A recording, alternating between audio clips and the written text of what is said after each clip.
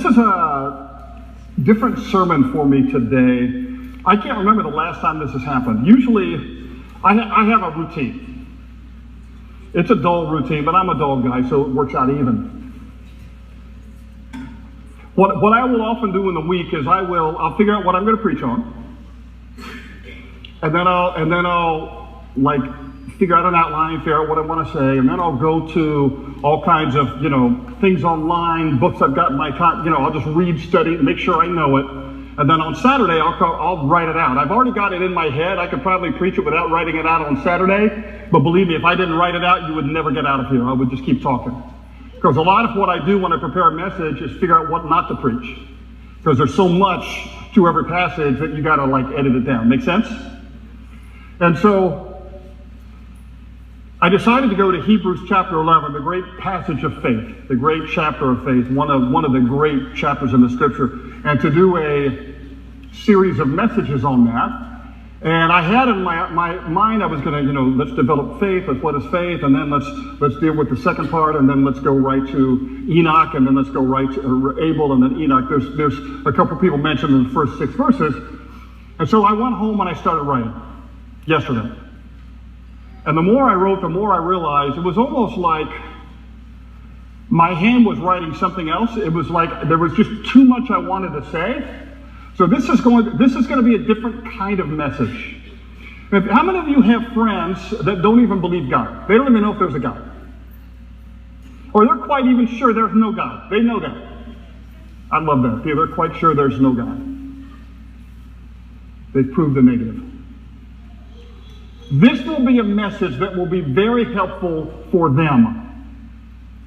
Because I'm dealing with the idea of faith. It's a little more philosophical than I usually get, although I wax philosophical sometimes.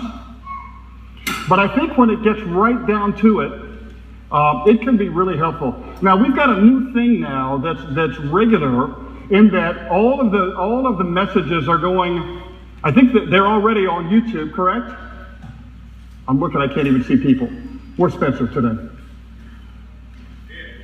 Hey, they're going on YouTube, right? I think one just went on. Last week's just went on, correct? So these are going to go on YouTube, and I think they eventually make it to our church's website, correct? Is that the plan, or that's not the plan? We don't know about that. But anyway, we're going to have the sermons available. And so you can, if you don't know how to share Christ with someone who doesn't believe in God, say, hey, you know what? I know you don't believe in God. I really like you. Check out my pastor. He's a little crazy, and forgive him. He's a little white. But listen to what he's saying, because it kind of makes a lot of sense to me. Now, I wrote this. I've got a friend who doesn't believe in God. And I'm actually, as soon as I get this available to send, I'm going to, will he listen to it? I don't know.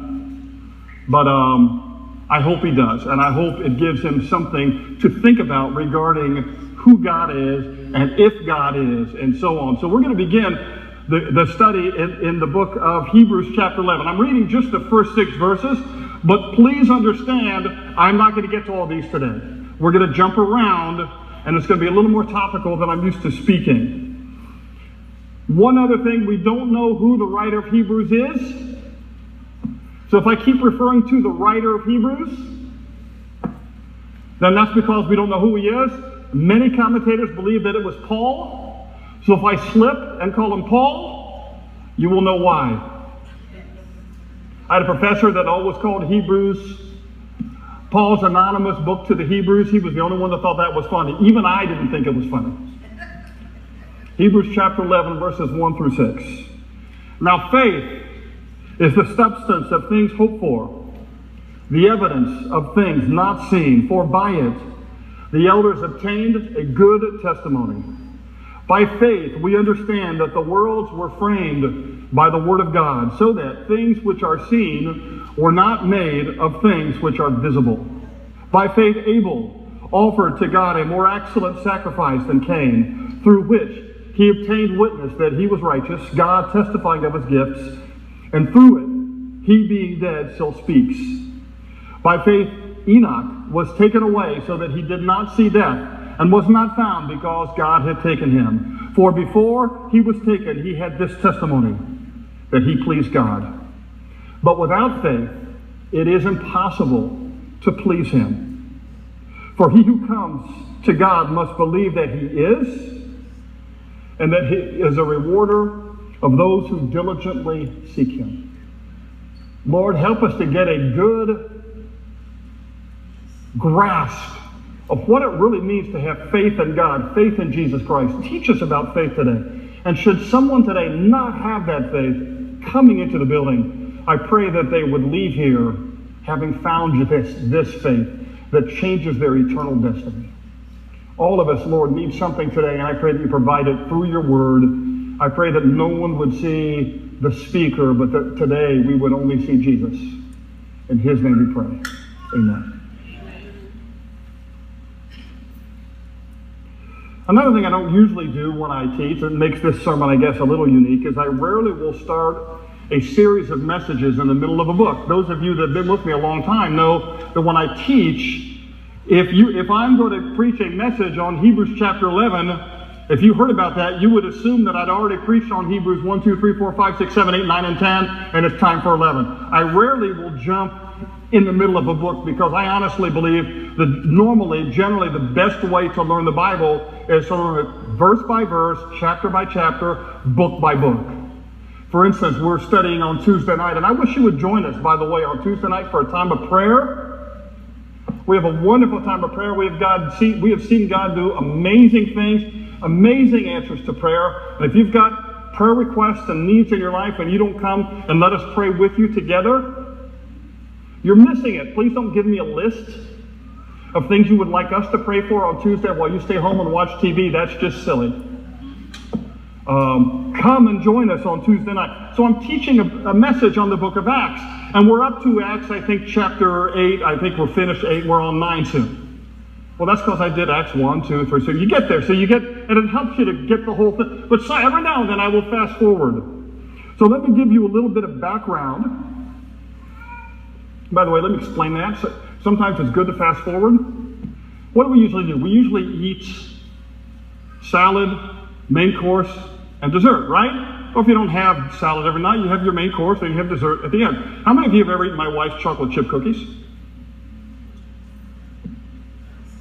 See, she knows, ingredients are ingredients, but to make the great chocolate chip cookie, you got to know exactly when to take it out of the oven. And there's a thing you get, you can't even believe the timing they give you in the recipe because every oven's just like a little different, and you cook them too long, you bake them too long, they're a little too crispy, or they're raw. There's an art. She's got it. And sometimes if she makes those chocolate chip cookies at 4 in the afternoon, they may be intended for dessert. But I'm going to eat my dessert first. I've had as many as 12 of those desserts with milk. So, this is a great chapter. Hebrews 11 is one of the first passages that I put to memory, and it is a great, great chapter. The faith chapter. If you want to call it the dessert, call it the dessert. So we are fast forwarding over the first 10 chapters, but let me please at least summarize them to give you some context. In a nutshell, the author of Hebrews, in chapters 1 through 10, is basically saying this. If I were to sum it up in one phrase, the writer is saying that the new covenant is better than the old covenant. Now let me put that down in layman's terms so we understand what I'm talking about. The old covenant, what we're talking about is the Mosaic law. The law, the 10 commandments, they're the laws that God gave to Moses 1,500 years before Christ was born. And even before that, even if you want to talk about the Abrahamic covenant that happened actually before Moses, even that the covenant of circumcision, all of that's like the old covenant. The old arrangement that God had with Abraham and his descendants. The old covenant. The new covenant is the cross. That Jesus came and he bled and he died on the cross for our sins. That's the new covenant. Now I have to say, as I study the Old Testament, a lot of times people think, well, in the Old Testament they were saved by doing good works, and in the New Testament we're saved by faith. Wrong. They were saved in the Old Testament by faith. Matter of fact, all of these characters mentioned in Hebrews chapter 11 are Old Testament characters. And it always begins their description by faith. Abel offered unto God a more excellent sacrifice than Cain. By faith, Enoch was translated that he should not see death. It was not found because God took. By faith, Abraham, when he was called to go out to a place which should after receive for inheritance, obeyed. And on again. It goes through Isaac and Jacob and all kinds of people, and we're going to get to all of them by faith. So in the Old Testament, even though the Old Covenant, that was God's law between him and Israel, a person still got saved by faith. But there were these rules that they were expected to keep as well. Didn't justify them. As a matter of fact, the rules basically were given so that when they tried to live up to them and they failed, everyone would realize, wow, I can't keep these rules. I need to be saved in some other way. I don't know what that is. Anybody know what that is? That is interesting. But what happened, I think, was that over time, the Jewish rulers basically, by the time Christ was on the scene, they had turned the faith and religion upside down and twisted it so much that it didn't really resemble what God wanted to be. And one writer, John MacArthur, described Judaism in Christ's day as, quote, a religious cult based on ethics. It was a system of works. But that was never what God was intended. And the Old Covenant is done away with when Christ comes on the scene. So Hebrews 1 through chapter 10 is saying the New Covenant, redemption through the cross, is better than the rules and regulations, all the stuff that God gave to these Old Testament characters. That's what he's saying. So Hebrews chapter 11 is written kind of to straighten out all of this. The right path to God is not found by doing certain things. It is not found by not doing certain things. We will never get to God by doing good works. We will never even get to God by giving up our sins. Why? Because you can't give up your sins, number one. Number two, because you've already sinned and you're responsible for what you've done. Imagine standing before a judge and he says, did you commit that robbery? Yes, I did, but I promise I won't do it anymore. Is that going to fly?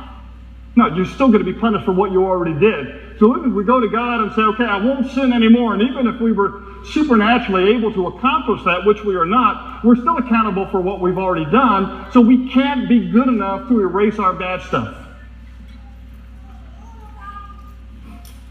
We will never get to God through that. A right relationship with God is gained when we demonstrate faith.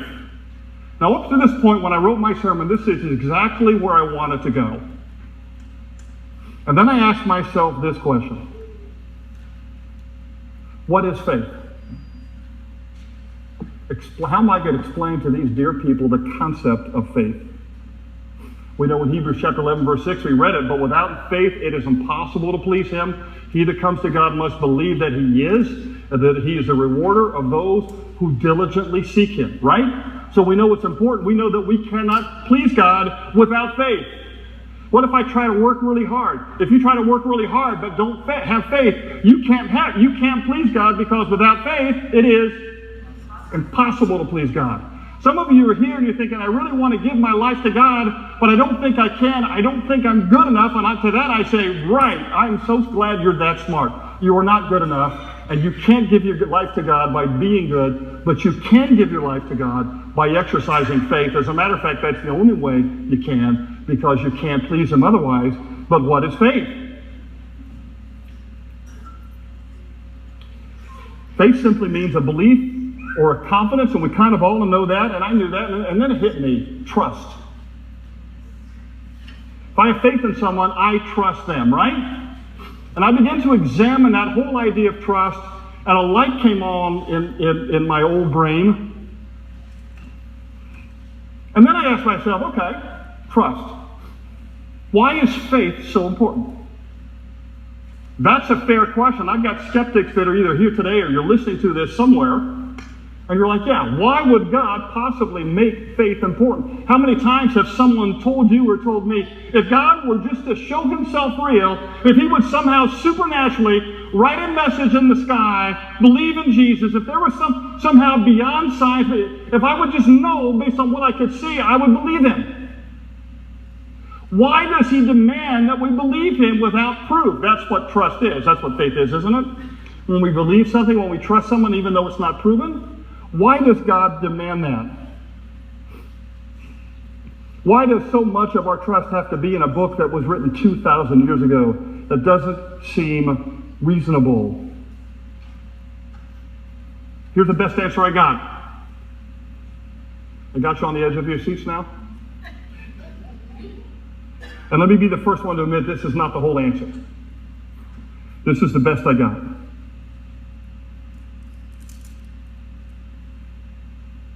God did not create us to be a world of robot worshipers. I've got this new thing at my house. Anybody have Ask Google or anything like that? See, anybody got that besides us? You got that, Nicole? You like it? So you can ask Google anything. She doesn't always know. It is a she, I think. So we're asking all kinds of questions, and is Joe Fletcher the greatest man on earth? And I'm sorry, I cannot answer that,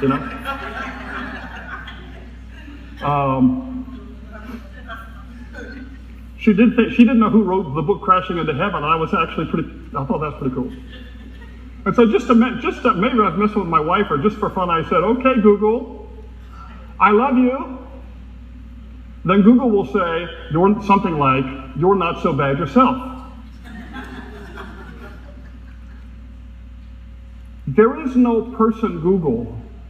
I don't have a relationship with that device it's just a thing that man has created that spits out whatever it's programmed to spit out, but you can never have a relationship with that, right? God didn't create us to be like that. He created us with a will, with being able to make choices. He created us in the image of God, which means we have a spirit, which means we have an intellect, which means we have a will. And so since he's created us in that image, then we have a choice. He wants to have a relationship with us, doesn't he? That's the only reason we create us like that. He wants to have a relationship. Well, I've learned in 33 or 35 years of pastoring, 34, average the two, every good relationship is based on trust. No trust, no relationship. God wants to have a relationship with you, but he can't if you don't trust him. And if you don't trust him and he is trustworthy, whose fault is that? Not God's.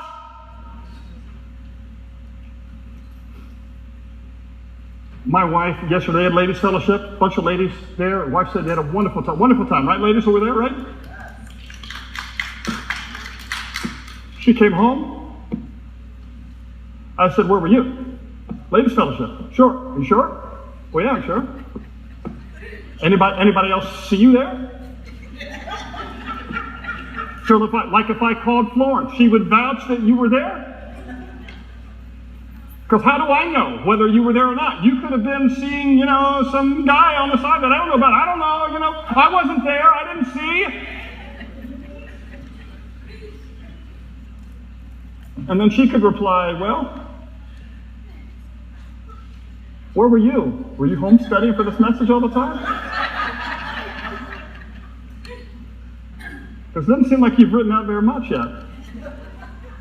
I was gone quite a while until you got done. Are you sure you weren't somewhere else? Our marriage is not like that. I don't have to prove where she was. She doesn't have to prove where I was. I trust her. Now, the trust is based on two things. Number one, it's based on a choice. I choose to trust her. But number two, it is based on evidence.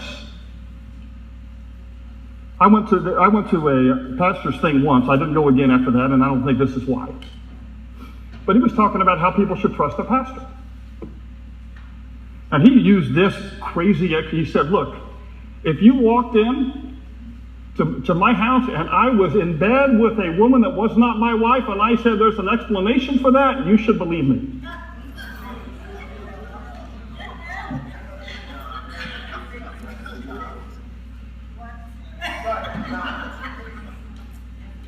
And I know what it would be in my house. It would be words to the effect of, hit the road, Jack. Don't you trust me? Dude. No, I don't trust you. Why? Because the evidence shows that you cannot be trusted. God wants a relationship with us, but he's not going to prove himself. It's not what he does. As soon as you have to prove yourself to someone, you are saying, I don't really want a relationship. Or they don't really want a relationship. If they've got to have proof, they don't really want a relationship. They don't trust what they can see already, and what they can see already really is enough. So the question is, can I trust God? Can I even trust that there is a God? Can I trust the God that's described in the Bible?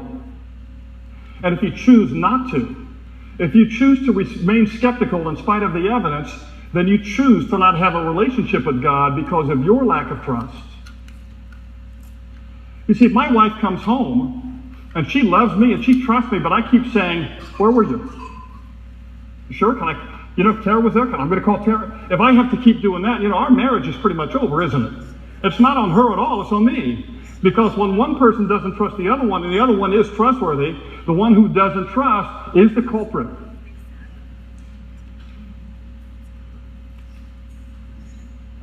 Now some of you say, wait, I understand about believing in my spouse because my spouse has proven herself or himself over time. But what then is the basis for me trusting God? How has God proven himself? You're asking me to trust God, but he hasn't proven himself. How do I know that he's worthy of my trust? How do I even know that he's there? How has God proven that he even exists? Fair question to a skeptic? Absolutely fair. That's why I'm going to answer that. The Bible says that teaches that there's three ways that we know God exists. Only one of them give us redemption. That's door number 3. But there's 3 ways that we know God exists. The first one is nature. In the book of Romans, chapter 1, verse 20, it says this, for since the creation of the world, his invisible attributes are clearly seen, being understood by the things that are made, even his eternal power and Godhead, so that they are without excuse. Psalm 19, verse 1 says this, the heavens declare the glory of God.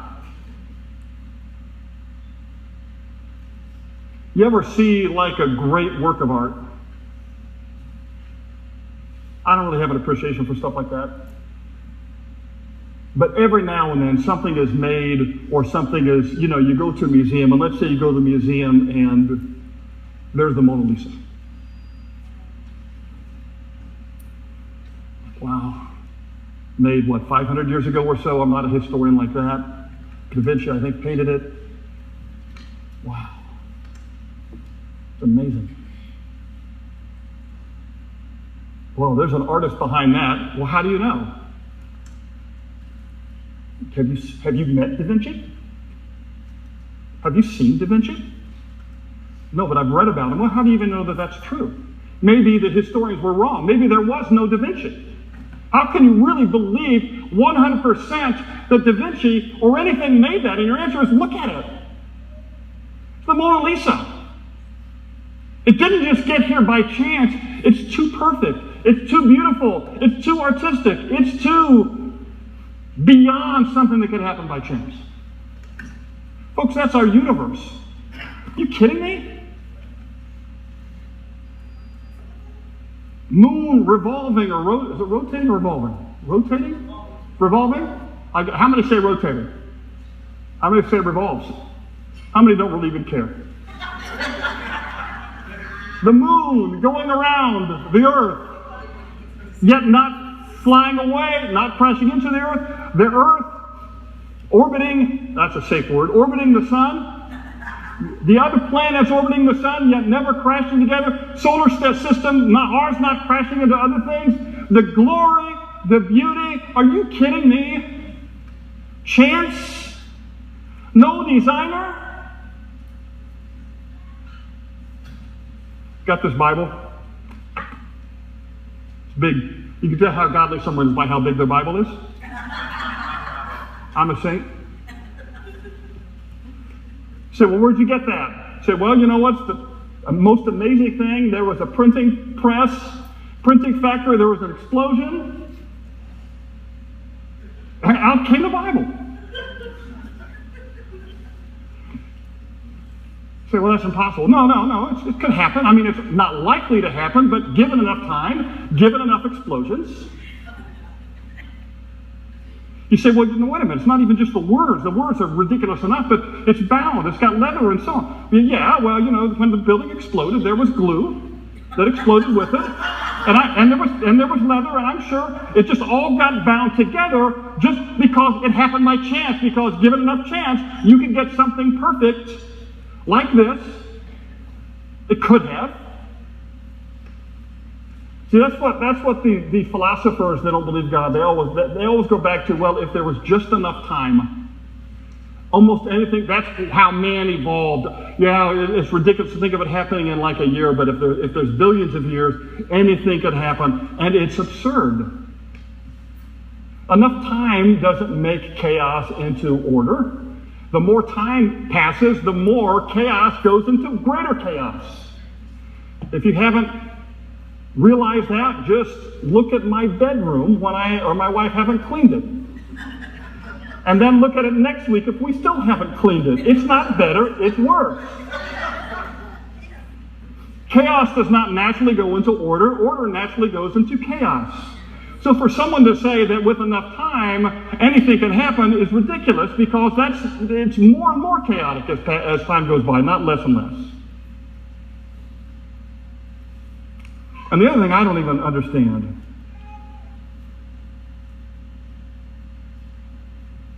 if you don't believe God, got to believe something. You ever lay in bed at night and think, am I the only one that does that? Who does? Come on, how many thinkers we got there? Okay, about half of you think. One of the things that I can't wrap my mind around, I can sort of understand eternal life, I'm never going to die. I can kind of grasp that. But you know what I can't grasp? That God never had a beginning. That just makes my head spin. That He never had a beginning. I just can't even fathom that. But I'll accept that by faith, because something had to make everything. But if there is no God, where'd it come from? Well, Big Bang. What banged? Well, I think they say it's like a little small thing and then exploded in matter. Okay, where did that little small thing start? How did it get there? Who put it there? Well, it was always there. Okay, the difference is I believe that God has always been, and you believe the speck of matter that eventually banged has always been. Who's got faith? Who's showing faith? Me or the other person? Both of us. No one saw it. We're all guessing.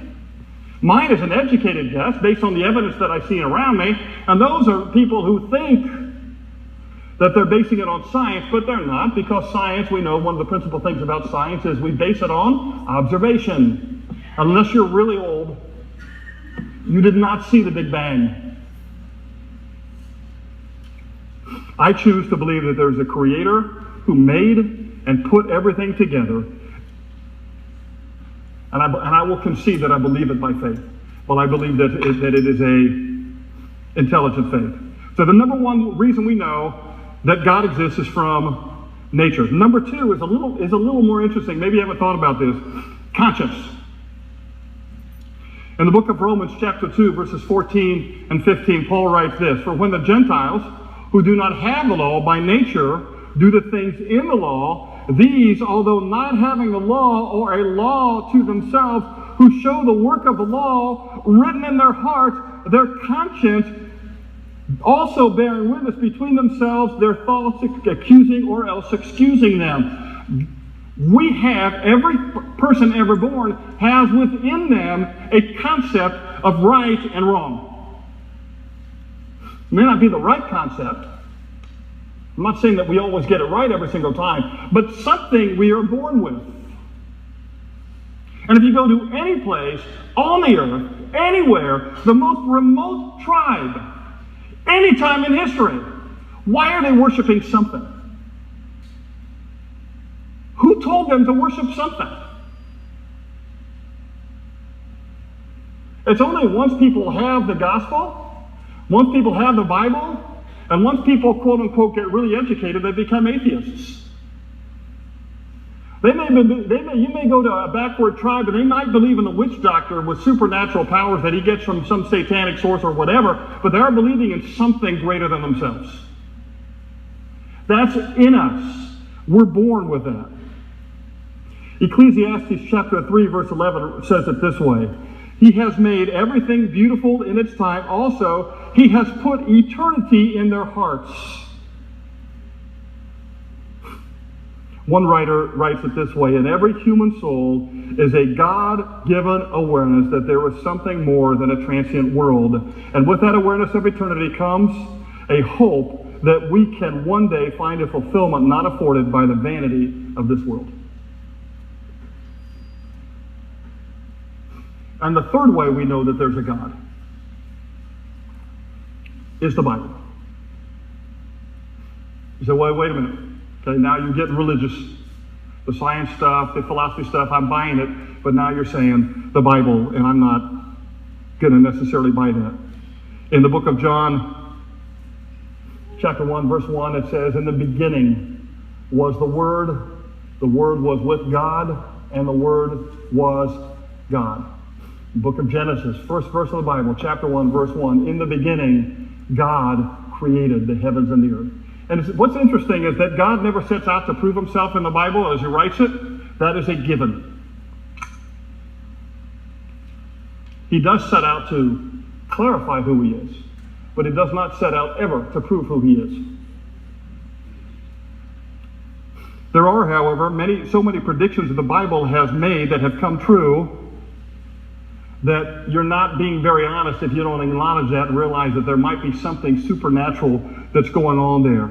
There are so many archaeological finds that validate so many of the details of the Bible. Even in my lifetime, there's some. I got on the internet just to find some, and one of them was interesting. They always used to scoff at the account in Genesis of Sodom and Gomorrah where God rained down fire and brimstone on Sodom and Gomorrah. Remember that account? Lot and his family escaped, although his wife didn't escape for long.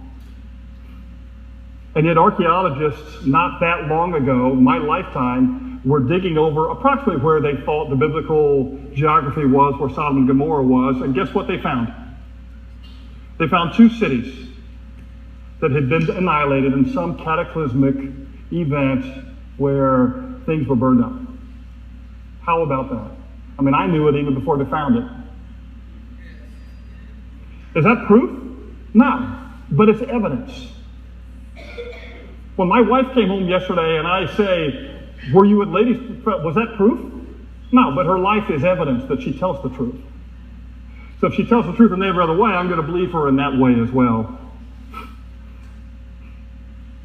There are archaeologists, interesting, I read about this yesterday, archaeologists have found documents written by pagans that were written, by the way, the Bible was written, the first one that wrote was probably, the book of Job was probably the oldest book in the Bible written, many commentators believe. And that was written probably around the time of Abraham, let's say 2000 BC, the first time. Now they wrote about events that happened before that, just like I could write about the Civil War if I wanted to, but when it was actually written was about 2000 BC. Are you with me? They have found writings that were written before that, before any of the Bible was written, that wrote about a cataclysmic worldwide flood. How about that? And I thought Moses just made it up when he wrote the book of Genesis. There's evidence here that supports that the Bible is valid. Let me take it one step further. If the Bible is God's Word, then it will come across like no other book when I read it or when you read it. Have you ever tried reading the Bible and approaching it like, if you're skeptical today, I hope we have skeptics here that are listening, because I really appreciate people that honestly want to know what truth is.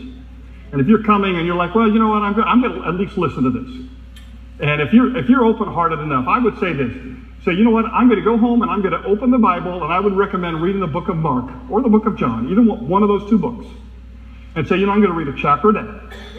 And John's, I think, 21 chapters you'll get through in 21 days. Mark, I think, is 16 chapters you'll get through in 16 days. So go home, and every time you read a chapter a day, take you 5 minutes to read a chapter. Say, God, if you are there, if you exist, as I read this, somehow impress on me that this is your word. Because if it is true, I want to know it. Is that a fair prayer? Now, if you read, well, I know I pray that I don't really mean it. I don't think God's going to open any doors for you. But if you honestly say, well, you know what, I don't know that the pastor's speaking the right thing or not, but he might be right. So I'm going to try it. Okay, God, if you're there, I'm going to read this, and I don't know how you're going to. See, we always think God's going to lead us this way, and we say, okay, God, if you want me to do this, then show me this way. Don't tell God how he's going to lead you. Okay, God, I want you to lead me. Here's how. No. He'll lead you the way he chooses. Okay, Lord, if this is true, I want you to know once I read a page, I want the page to disappear from the Bible. He's probably not going to do that. Why? Because he's not in the business of proving himself like that. But if your response to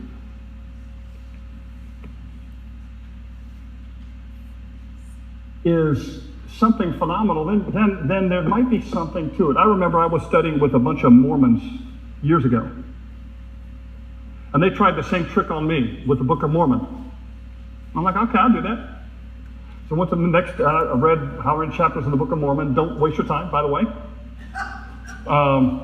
It's a cult. It's a religion that's sending people to hell. They might be the nicest people in the world, and many of them are. I've met many of them, but that doesn't mean their religion is true. That doesn't mean they're going to take you to heaven. So, you know, so I read the book, and they went to them, and they said, well, did you read it? I'm like, yeah. Well, what'd you think? I'm like, I don't even know what do you mean? Well, didn't your, like, bosom burn? I think they call it the burning of the bosom or something. Wasn't there something really special? I'm like, not really.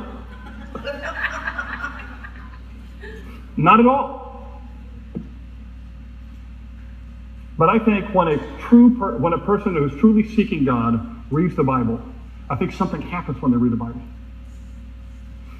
I have that much confidence in the Bible, that it is God's book to us, and he wants us. Now, is he going to prove himself? No, you've got to still take it by faith.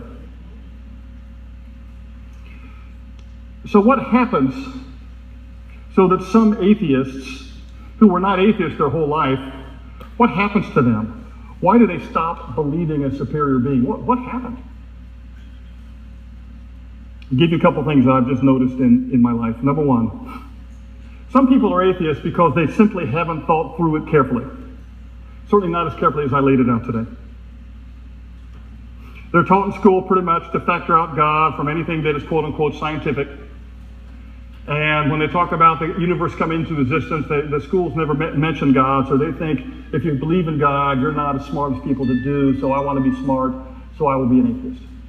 Again, I think sometimes people that aren't really scholarly at all pretend like they're scholarly to look scholarly, and they just say they doubt the Bible, and they stop at that point. Some have genuine doubts about God, often because they see the evil in the world. And they will say something like this: if there is a God, why doesn't he stop this? Since he doesn't stop this, there can't be a God. That's usually what I get when I deal with people that don't believe in God. It's usually, if there were a God, why all this bad stuff? Why earthquakes? Why murders? Why plagues? Why any of that stuff? And again, I can't give a complete answer to that, because if you heard last week, when God plays the game of life, when I play the game of life, I'm down here. When God plays the game of life, he's up here. So it's different. But let me give you at least a partial answer to that.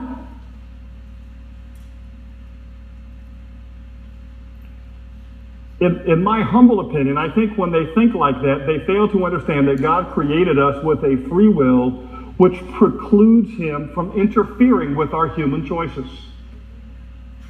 Well, why did God let the person be murdered? Because he created the murderer with a free will. Why didn't he stop it? Because he doesn't stop our free will, even when we sin. He didn't stop it in the Garden of Eden. He won't stop it now. That's one of the answers. It's not the complete answer, but it's part of it.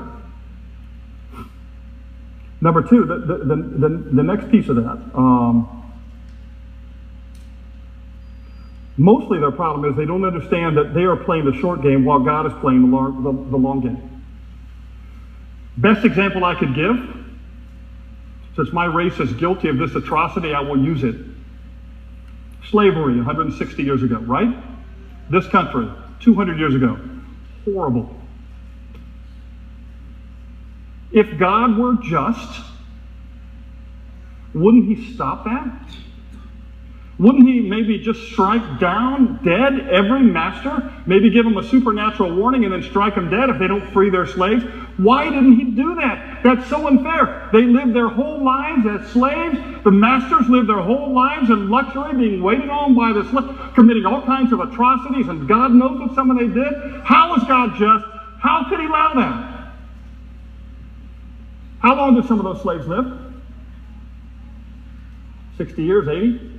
If they were lucky, if you call that luck. Masters, the same, right? How long is eternity? Well, mathematically, let me just say it's a lot longer than that. It's forever. So if they're suffering for a blip on the radar of eternity, but in the end, God judges everything justly, how dare you say God isn't just? That's like saying that the person who committed a murder and was executed 10 days later wasn't treated justly, because if it were true justice, he would have been executed 5 seconds after he committed the murder. See, God's justice, it's okay for a little time to elapse before God executes what's just and what's right, and so on. And let me say one more thing about God's justice. If he were only just, we would all end up in hell. Aren't you glad that God is not just, that he's also merciful? So you want a just God? That's all you want is a just God? Be careful what you ask for.